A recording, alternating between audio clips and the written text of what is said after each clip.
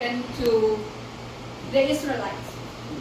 Yeah? If you remember the story, we will not say this long story. Okay, this is a reminder to the nation Israel that the time that they were exiled in Babylon. If you imagine how they were fearful. Israel is they are very fearful. They always depend on their leaders, God, but that is, I understand them. I get them, but God, what God don't want from them is their fearfulness. They are very fearful. Once you are fearful, what is lacking? Your faith. Your faith.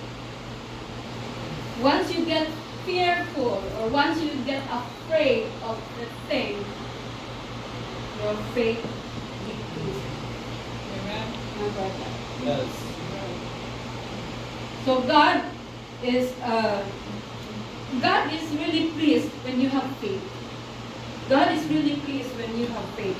Right? Remember in Hebrews 11, God is pleased when you have faith in Him. Okay, so, but nowadays, this message gives us strength and divine companionship. This is just a reminder for us that God's divine companionship. Remember the first one? We have 5. The first one, fear thou not, for I am with thee. So that phrase, a command. That is a command to reject fear. Command to reject fear based on the promise of God's constant presence.